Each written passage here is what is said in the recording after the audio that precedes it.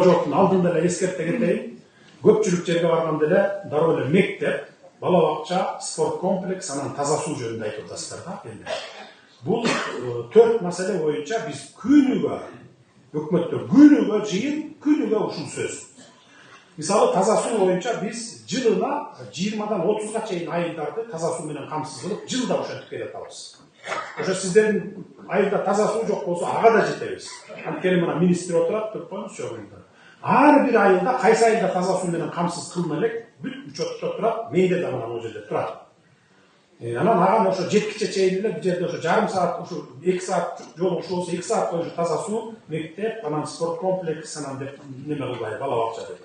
Мектептер боюнча мына билесиздер, акыркы союз чачыраган мезгилден бери мектептер почти салынган эмес десек болот. Ар бир мектебибиз, ар бир айылда тетиги 60-70 жылдагы мектептер, 80 жылдагы мектептер болчу. Акыркы 5 жылда мына биз бир 1000ден ашык мектеп салууга окшойт болжол менен. Ошентип 3,5 миң айылга чейин жетебиз, эгерде мектептер эски болсо. Аны дагы мынакей 100дөгөн мектепти жылына 100дөн мектеп салып келатабыз. Мына Оштун өзүнө эле, шаардын өзүнө эле 15 мектеп салып атабыз. Бишкектин өзүнө эле 35 мектеп салып атабыз. Мына ушу күзгө чейин, сентябрга чейин беребиз. Анан ар бир айылдарда жанагы урайын деп калган, МЧС окуганга болбойт деп берип справка берген айылдарды дагы алмаштырабыз. Ошон үчүн баарын бир жылда алмаштырып коюш кыйын. Ошон үчүн жыл сайын ушу ар бир айылга жетип барып атабыз да. Бул бир. Экинчи андан кийин бала бакча боюнча дагы күчүбүз жеткен айылдарга акчабыздын чөнтөгүбүзгө жараша салып жеткизебиз. Ар бир айылга ошо бала бакча жеткизишибиз керек акыры 30-40 жылдарга чейин. Андан кийин ошондон кийин анан спорт комплексти айтсаңар болот да. Андан кийин анан спорт комплекстерди салалы. Биринчи кезекте биз таза суу, мектеп, бала бакчаны бүтүрөлү, анан спорт комплекстерге өтөлү да. Ушуларды мындай бир сөз кылбай, мындай мен чече турган, республика чече турган маселелерди айтсаңыздар, анан эгерде адилетсиздик болуп атса, калыпсыздык болуп атса, тиешелүү укук коргоо органдар тарабынан, сот тарабынан, прокуратура ошолорду айтыңыз да. Жанакы ушул маселелерди айтпай тез айтсаңыздар, ошондо жыйындагы тез бүтөт. Сиздерден кийин мен Алай районуна барам, ошого дагы баягы убакытыбыз менен деп убагында жетип баргандай болот. Анда сурооңуздар бере бериңиздер. Рахмат, Нуркожаевич. Биринчи микрофон. Урматтуу Садыр Нуркожаевич, биздин айылга куш келипсиз. Мен жеке айыл күнү болом. Акимбекова Жамбы, күйөөм Кутумат менен калп жерден жана жабылып, камап кетти. Акимбекова Жамбы. Жамбыжа. Аттыңыздар деле айтып туруңуз да. Күйөөм Акимбекова рахматулла. Өзү да 3-чү топтогу майып. Азыр Молдованга 27-де оор ахвалда оор жыта. Ошого карап бериңизди сурама. Рахмат, Алла разы болсун. Эмне болуп? Кылмыш эмне кылмыш? Куржала жабылып камап. Эмне куржала, эмне деп шашпай айтып берсеңиз, куржалаабы же башкабы азыр мына биякта тиешелүү органдарда отурат. Беттештиребиз сиз менен. Кана? Жар башынан бирөө өлүп калса ошол машинеде сен барсың деп күйөөмө оорукчан бир көзү да көрбөй. Бир тиши жок оорукчан менен ушу калчара жабылып кетти да. Кайсы орган тергедилер? Милициябы, прокуратурабы же улуттук коопсуздук кызматыбы? Чоң Арайдан Оштон келди. Сиздикиби? Кана айтыңызчы. Саламатсыздарбы, Садыр Нуркожаевич. Өзү оорукчан 3 топтогумай. Угуңуз туруңуз азыр. Чоң айылдын тургундары бул иш боюнча 2022 жылы 16 октябрь күнү Жусупов Ишенкул жансыз денеси суунун боюнда табылган. Ал жерде 2 күнү 2 адам аларга жаракат келтирип ошонун жыйынтыгында каза болгон деп чечим чыккан. Бул боюнча соттолуп, экөөсүн сот жолуна тартылган. Бирөөсү 12 жылга, бирөөсү 10 жылга. Өлгөн киши колду болгон. Ооба. Өлүмүнө ошо 2 киши. 2 кишиден өлүп болуп чыккан. Бул кишинин жолдошу, анан дагы башка киши бар. Экөө. Далилдери беле? Далилдеп тергөө сот коюп, соттун чечими чыккан. Эмне болуп өлтүргөн экен? Мушташевпи же эмне болду? Булар чоң отуруп ошо бетине заата келтиргенде ошо кесепетинен каза болуп калган да. Получение травмы. Мушташев. Арага ичкен эмес. Арак чоң. Арак чоңшкан. Сот, кана соттагы туруп делек айтайын деп атат. Саламатсыздарбы, Жок соттун төрагасынын орун басары Камчыбек. Бул иш Жок сотко чейин жеткен 25 январь 23 жылы өкүмдөр күчүндө калган. Birinci, ikinci instansiya күшінде қалған, бардық экспертиза, дәлелдер шыққан беле. Қанша жылға сотталды беле? 15 yıldır. Bürok bunun okçada katıştırıcı. Saat 10'da uyga barga. Taptaza жерден 3 günden keyin apart kamat, şunda kurcalatın, kamat koydular. Hazır o ahval oğru atar. Emi bunday kılalı? Karabiye Sottun ağzını diyen taşlardı. Oğuz, oturumuz. Sottun güçüne girgeneken, emi sizler arız yazsanızda, bizde bayakta janakı ırayın veriyor boyunca 15-16 kişiden duran komissiya var. Ar tarmaqtan çoğulgan prezidentin administratsiyada. Arız yazsanız, anan ben oşa sizin arızınızdı jana ırayınga, je özü жазsın, je siz yazsanız dele bolat. Emi yürütü tavukçaktan bola öreğim, gelince yazsın. Arız yazıp sizge taşlardım. Arız emes, ırayın dep, arızınızdı emes. Irayın dep жазgılar, anan men komissiyaga berem, komissiyadağı anan tergep bayakı teriştirip çıkar. Tuura kозголгон bu, ekspertizalары кандай болгон, соттун чечими туура чыкканбы, туура эмес чыкканбы, алар да изилдеп чыгат да анан мага келип айтат.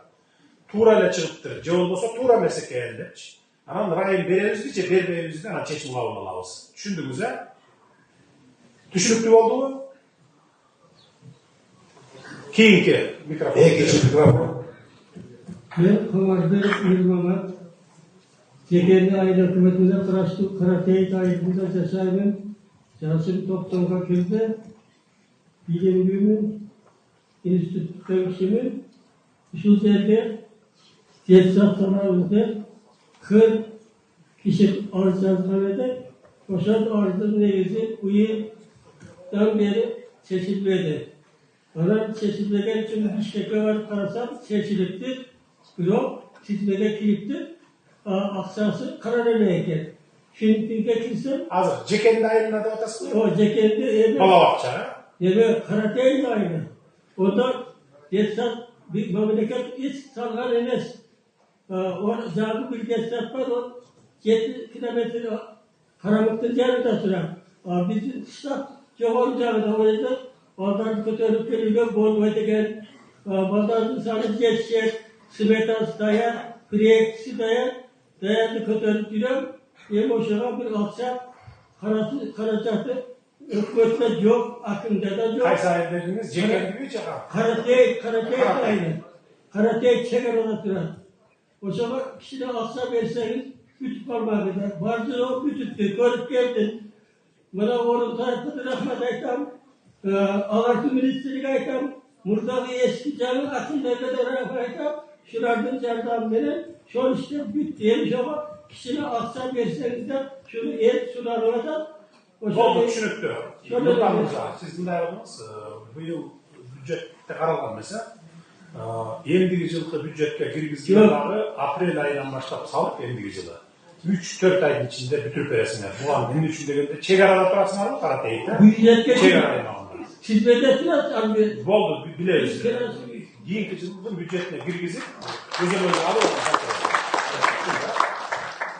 Чегарада тургандарга тест салып берели деп атам да. Чегара айылдарына. Кымбаттуу Садыр Нургозоевич, мен Народ Коргон айылынын жашоочусу Жамботоев Шарардын биринчи маселе ушу Народ Коргон күч коргон жолу жөнүндө.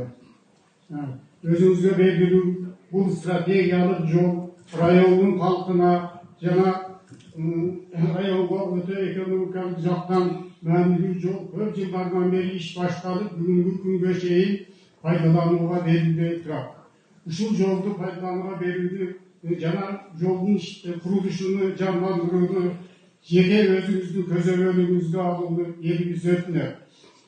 Жана мындай айтканда, бул жолдун узундугу 117 километр болсо, анын 50 километри биздин райондук 16-чы Жолдескі ишханасының балансасында тұрады. Бұл өте татар зона, ал жерге 4 көпірі, 2 ашылды, жолын кеңейтіп оңлаш керек, қосымша күштеу керек. Министр айтыңыз, қайсыл деңгейде жол? Саламатсыздарбы, чоң агай, Народ Коргон үч болгон жол 120 чакырым. Мурдагы жылы долбоорун даярдап бүткөнбүз. Долбоордук баасы 8,5 миллиард сом.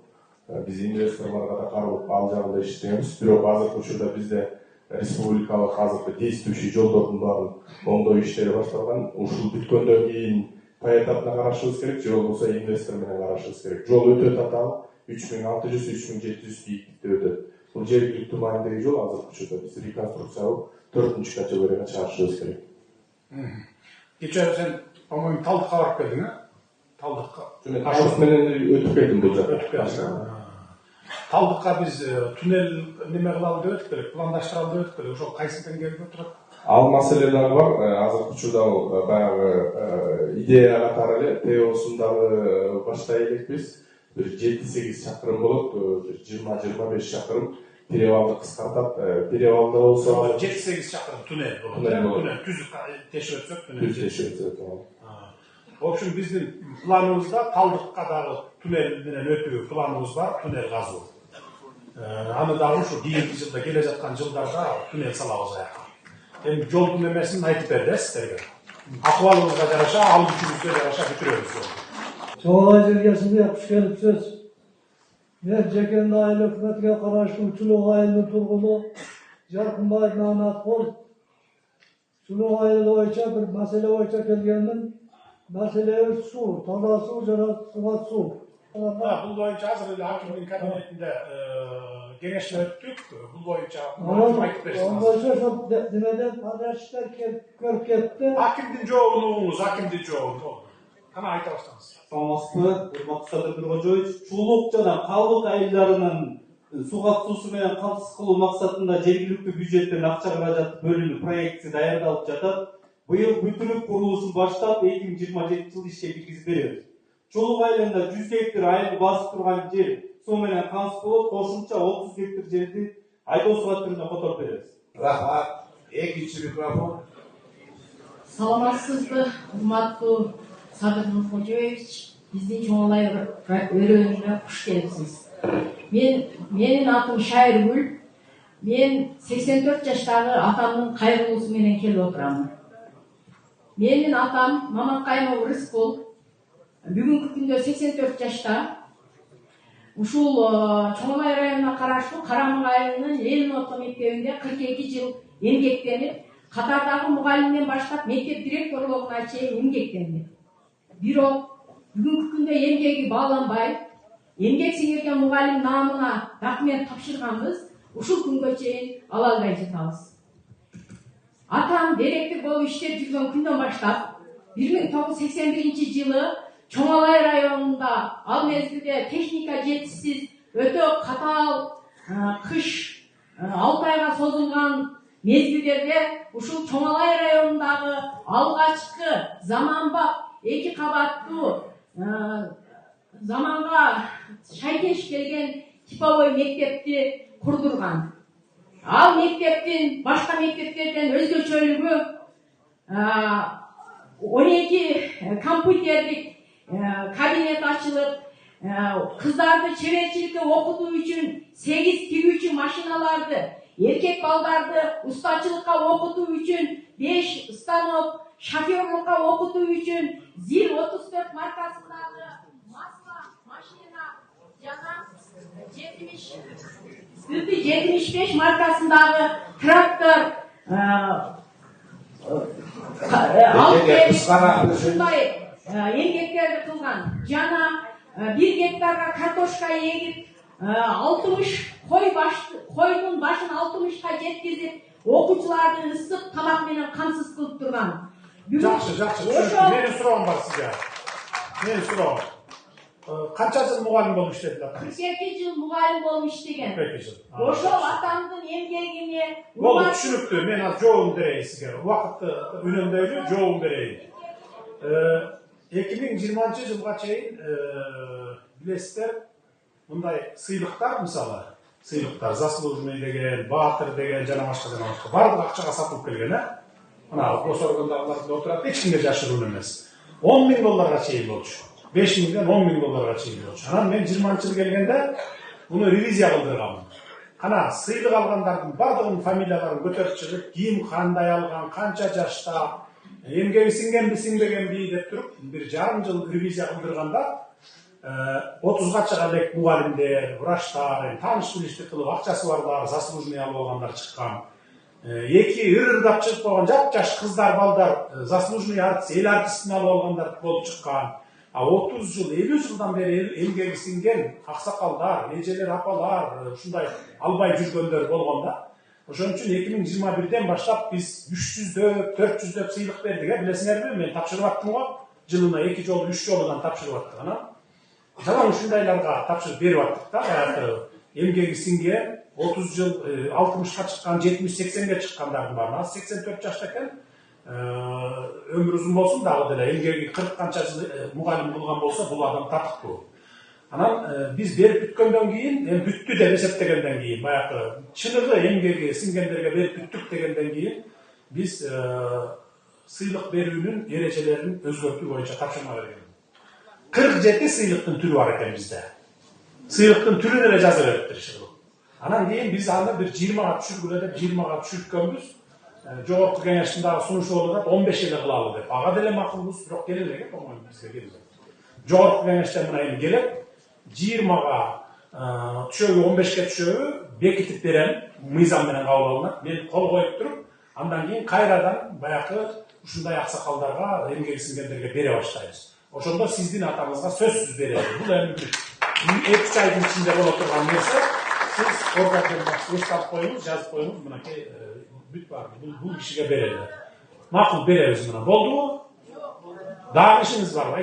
Анан сырткары ушул атамдын эмгегин эске алып, 2012-жылы Карамык айылынын жашоочуларынын кайрылуусу менен Ленин атындагы орто мектебинин жамааты, кесиптик конуштун чогулушунун токтому, Жекенде айылдык кеңешинин депутаттарынын токтому, Чоңолай райондук кеңешинин токтому, Атым берүү боюнча кыска айтты.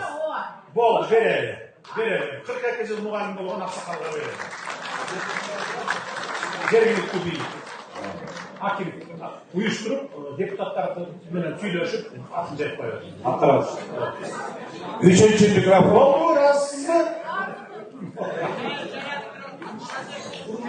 Урматтуу ажобуз, биздин тоолору бийик, абасы таза, суусу тунук, эли ыйманга, адеп ахлакка бай, чоңлай жергебизге куш келдиңиздер, урматтуу азиз меймандар.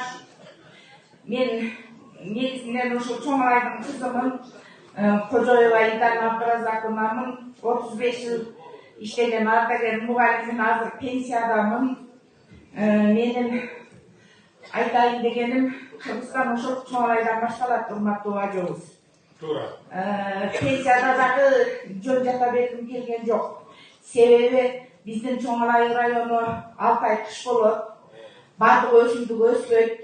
Негизги элдин эл мал чарбачылыгы менен, анан дыйканчылык менен жашашат.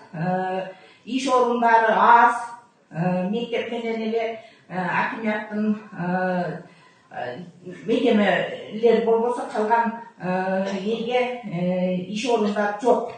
Ошол үчүн мен мындай бир актуалдуу комплексный проектим бар эле, муну 5 жылдан бери сизге жеткизе албай жүрөм. Баягында президенттикке койгонуңузда алайда жолугушууда мен Чоңлайга майда барам дедиңиз, мен ошондон бери сизди күтүп жүргөнмүн. Баары бир келдиңиз, сизге абдан чоң ыраазычылык, рахмат. Эми ушул проект боюнча айтып кетейин. Биздин Чоңлайдын жаштары ушул картошка көтөрүп жатып, бардыгы эле белинен кеткен, бели оорушат. Эми ушул заманыбыз өзгөрүп атканда, заманбап иш орундарды курсак деген жакшы ой, бизге тилегим бар. Бул проекттен мен Алтын Мазар тоосуна туристтик база ачканмын 17-жылы. Отчеттору берилип, налогун төлөп жүрөм. Ошол Алтын Мазар тоосуна келген алтындара суусуга малы Эжеге кыскараак айтыңыз, башкенде. Кыска айтканда жеткиликтүү болбой жатат. Тыюу салбай туруп тургула. 1 миллион малы берип кетилген эч нерсе. ошол Мал эгесі салғанда жардам сұрап атасызбы? мал эгеси алганда бул проектини мен грантка жазганмын, бирок бийлик тараптан такыр колдоо боло элек. Канча мегаваттык жери болот ошо мал эгеси? 2 мегаваттык. Анан эң негизгиси мындай, Садыр Нуркожоевич. Ал жерге мал эгеси турсак 32 километр Чоңай айыл өкмөтү менен Кашкар суу айыл өкмөтүндө 9000 гектар жер суу ичет, 32 километр жерге канал курулат. Ошол менин осомо 100 гектар жерге плантация кылалы деген оюм бар. Карагат Чоңайга башка өсүмдүк өспөйт. Карагат жанагы тикени жок чыккан агачты өстүрсөк, жанагы упаковочный цехтер курулса эл иш менен камсыз болот деген жакшы тилегине жардам бериңиз деп сурайм. Макул, муну биз изилдеп көрөлү. Экинчи маселе, менин атам ошо Чоңалайдын ардагер аксакалы болгон, Чоңалайдын кышташын курган киши. Мына бул эмчеси азыркы Кабык айылын курган. Ушул Чоңалай районун район кылыш үчүн Акаевка 5-6 аксакал менен барып район кылып келген аксакал. Азыр ушул Кабык айылы 50 жыл болуптур. Кабыкта төрөлгөн бала 50-ге кирди. Быйыл ушул Кабык айылынын 50 жылдык юбилейини мына өкмөт аким отурат өткөзүп берсе, ошол Кабык айылында суу проблемасын чечип берсе. Анан ошол жерде алтын завод бар, Кайде, Кабыкта. Ушул алтындын пайдасын акимдер эле көрбөсө, карапайым эл көргөн жок, районда көргөн жок. Бул сөзүңүзгө мен кошулбайм, элге дароо эле айтып коеюн. Бул жерде мурда ошондой болушу мүмкүн эле 20-жылга чейин. 21 жылдан баштап биз бардык алтын кендерди, көмүр, темир, жанагындай баалуу металларды, редкоземельный металл деп коебуз, баалуу металларды, критический металларды. Биз өкмөт көзөмөлгө алганбыз. Булар баягы рудан алып чыгып кетет, тияктан иштеп, переработка кылып, анан келип кайра келип отчетун берет, налогун төлөйт. Ошондо рудада, мисалы 6 грамм алтын болсо, булар баягы комиссияга жана лабораторияга тыйын берип коюп, 2 грамм бар, 3 грамм бар деп алып чыгып кетип жүрүшкөн. Азыр андай эмес. Азыр өкмөттүк лаборатория иштейт. 3 болсо 3, 6 болсо 6, 8 болсо 8 грамм түзүп кетет. Ошондон салык түшөт. Ал салык республикалык бюджетке түшүп атат. Мына бюджеттин, республикалык бюджеттин тизин толуп атканы, мына анда салымы бар. Анын менен жолдор жасалып атат. Мына мектептерди сурап атасыңар, суу чыгарып бер деп атасыңар. Ушул иштин баары ошондон жасалып атат. Жергиликтүү акимдердин, губернаторлордун же айыл өкмөттүн тиешеси жок аяка. Республикалык деңгээлде көзөмөл бар жерде. Болду, жазып алдым мен. Муну эсепке алайын. Кабык айылына жакшы иш жасап беребиз деп. Жакшы иш жасап беребиз. Рахмат. 4-cü mikrofon. Assalamu alaikum. Садыр Нуркожоевич, күштерсіз, Чоңай районынан. Мен Идрисов Жеңісбек Керманатович, Карабұқ айылынан болам. Мен айтайын деген бір де мәселем бар, Садыр Нуркожоевич. Az өзіңізді көрдіңіз, өзіңіз айтып өттіңіз. Бізде негізінен мал шаруашылығы диқаншылық. Диқаншылығымызда мына айдың етегіден бастап картошка егеміз, 2-3 айда картошка шөпті жинаймыз. Асылы негізі 12 ай мал менеміз да біз. Біздегі проблемаларда бізде район бойынша 3 айда өкметте 3 ветайсыз бар, 15 ветсегіз бар. 3 айлық өкметтің 3 ветайсысы жетішпейді екен. Яғыз көп болғандықтан әртүрлі орындар қаптап, биыл мына яшыл орынлары өте малда орындар көп болып кетіп, ел өз башынша әркім өзінше дәрілеп тұрш келгенде. Балалар жер бір жерде бір тұруқты емес. Қайсақтыққа барсан әр жерде әртүрлі балаларға. Ошол үчүн биз сизден суранабыз, жалпы элдин атынан ошо 15 вет әдіс бар екен, өздөрү чейин кеткенге. Булар бир барбайт экен айтсаң десең, жер контролго албайт экен, ушуларды мамлекеттик бюджеттен каржылап, эмгек алып берсеңиз, алынса биз канча кайрабыз дегенбиз. Түшүнүктүү. Бул боюнча өкмөттө сөз болгон, мына министр айтып бериңизчи. Ветеринарларды кандай кылып атабыз, кантип көбөйтүп атабыз, ошол жөнүндө айтып берсеңиз. Урматтуу Садыр Нуркожоевич, урматтуу чогулчулар. Негизи бул маселе бар. Бир эле Чоңалайда эмес, жалпы Кыргызстан боюнча ветеринарлар жетишсиз. Ошо жеке ветеринарларды мамлекеттик мамлекетке алуу боюнча долбоор иштеп чыгып атабыз. Жакын арада мамлекеттик кызматкер катары иштеп кызмат көрсөтө баштайт. Ошондо бүт жерлерде маселе чечилет.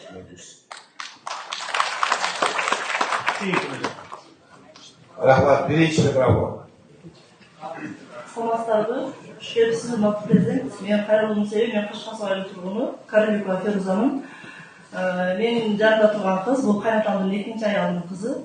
Кызым ага келгениге 1 жыл болду. Бирок кызы ушул жашка 9 жашка чыкканга чейин эмеси жок, күөлүгү жок. Кайнатам менин бунун апасы Нургапчы болгон. Кыргызстанга келген, бирок эч жерге чөткө турган эмес. Кайнатамдын документи болгон эмес. Экөөнүн ортосунда ЗАГС болбогондуктан аялынын ден соолугунун мүмкүнчүлүгү чектелгендиктен аял үйдө төрөлгөн экен. Бизге 2025-жылдын апрелдин 19-сунда алып келип берди кызды. Ал учурда кайнатам дүйнөдөн өткөн болчу. 2 айдан кийин апасы да өтүп кетти дагы. Ушул күнгө чейин кыз көйлүк ала албайт азыр. Канча жашта бердиңиз? Кыз 2017-жылы. 2017-жылда 9га чыкты. Ооба, 9га чыкты. Так. Sizge tapşırma cezası hazır. Bir cumanın içinde mitrikasını verildi. Как етейский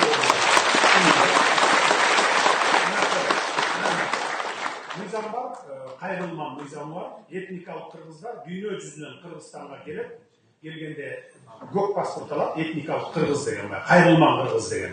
Bir yıldan keyin ana pasport vereriz. Sonra mizan boyunca. Bu kızda da oşat bağı olgan ecesi arqылы taqtap turup Kayrılman kız qatarılıp turup mitrikаны berген, анан кийин паспорт бересиз. Жаш жекенде паспорт бересиz. Түшүнүктүү, документтер толук турат. Bir жагы Kırgızstanda pasportu жок, жаран болбош деген. Түшүнүңүздөр, Biz bunu 2021-жылы келгенинде эле Сары Моголдо жашагандардын бардыгына паспорт берип кеткен болчу. ID карт берип кеткен. Бирөө бар экен да, дагы берип алган. Бергиле. Rahmat, ekинчи mikrofon. Саламатсызбы, урматтуу Садым Нургожоевич. Мен Кашкас айыл өкмөтүнө караштуу Каракабак айылынын тургунунун аты Мурзакан Файзылда. Биздин Каракабак айылы эң алгачкы уюштурулган айыл 1936-жылы климаттык шарты оор, деңиз деңгээлинен 2900 метр бийикте жайгашкан. Бизде арпа, буğday, картошка өнбөйт, пышпайт бизде. Ошол жердеги айылдын жашоочулары мал чарбачылыгы менен жашап күн кечирүүдө. Биздин айыл алгачкы уюштурганда ошол жерден алай тукумда жүндү парода чыккан Ильяс Махмутович Ботбаевдин эмесинен. Одан кийинки жылы Батыр Алы Сыдыков ошол жерде окуп жүргүзүп, биздин айыл ушул райондон кийинки уюштурган айылда эң түпкүлүктүү айылдардын бири. Азыркы 2 жылда биздин айылда өтө кооптуу, ол эл мындай стресске түшүп калды. Кыргыз көмүр ишканасы 2 жылдан бери келип 1610 гектар жерге айылда элдин үлүшү жайгашкан жерден чабуулоо иштерин жүрүп көмүр казабыз атат. Эл буга карманчы карышы. Биздин ошондой айылга өтө жакын жайгашкандыктан экология чоң таасирин тийгизет. Айылдын элдин жашоосуна да турмуш тиричине оорчулук болуп атат. Шулардын лицензиясын алып берүүңүздү биз сизден суранып кетебиз. Батыр Алы Сыдыков губернатор болуп келгенде биздин Каракабак айылга мектепти ачпа дегенде айтууга туура келип калды. Мектеп салып берген. Азыр мектебибиз авариялык учурда турат. Үстүнө чыксаң шак салып койгон, баягы үстүнө келген тактаны ошол убактагы шоңдор бүт алып кеткенде үстүнө шак салып, астына фанерлеп койгон. Туура куюлуп турат. Мына районубуз, биздин райондо 17-18 айыл болгон болсо, бардык айылдарда спорт залдар жетиштүү.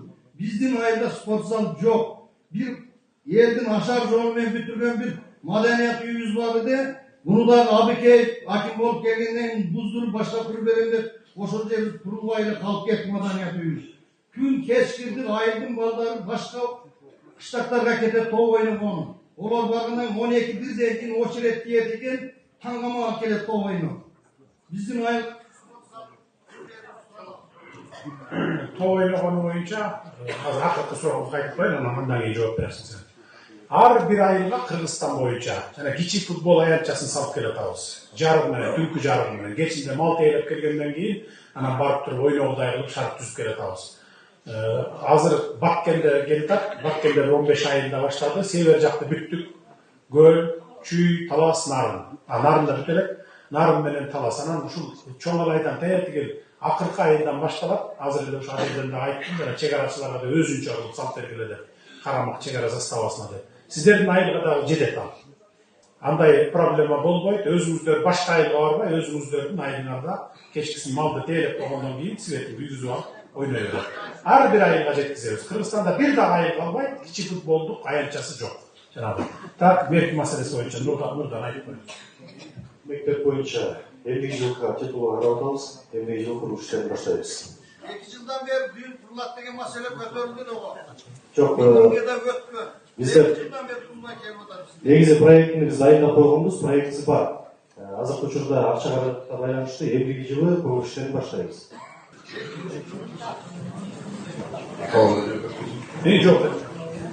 Экология. Жаратылыш ресурстар экология жана техникалык көзөмөл кызматынын министринин орун басары. Карабалак айылы боюнча, месторождение боюнча бул Кыргыз көмүр акча акционерлик коомуна берилген 1610 гектар болчу. Андан кийин 167 гектар кыскартылган, 1410 гектар калган. Бул геологиялык чалымдоо кызматына берилген. Бүгүнкү күндө бардык документтери алынган болчу. Ошол бойдон анан жергиликтүү калктын уруксаты жок, ошол боюнча азыр иштелбей турат. Turizm tarmağının önüktürü boyunca bizim Çoğulay'da közge basar değil çokusu var. Dünyada gelen alpinistler o yerge gelir. Alpinistler gelir, ana turistler gelir. Bu yerde 9-10 firma jaygaşkan. Bardığını sayda taşlar yerde jaygaşıp oturan. Bundan dışarı Sayız'ın uağında Babur Okulusu'nda kurulgan Sayız'ın lageri var. Bu lager 91 hektar yerde yeğilip durar. Cahittin esevinde. Bunu Bekbulot Koşoy, Koşol vakta mençikleştirip aldı. Azırga çayın şu bizim memleketimiz. Çok hep koyup oldu sırasında. Bu boyunca iki yerge hazırla Jogorjakta genişlik gördük. Birisi şu 91 hektar yer boyunca kayra kaytarılıp anan hükümetin balansını ötüp rayonga verilir. Bu yerge 40 milyon so'm suradılar. 40 milyon so'm suraştı. Janagınday afreyinlerdi koyup гостиница салып, анан альпинисттерди ошо жерге жаткызуу, тозуу боюнча туристтерди. Экинчи жер кайсысында? Кашкар суу айылындагы муниципалдык мейманкана. Туристтер үчүн. Жана экинчиси биги 50 миллион сурагандар. Мейманкана. Кашкар суу айылында. Кашкар суу айылында дагы бир жер бар экен. Канча гектар дедиңер?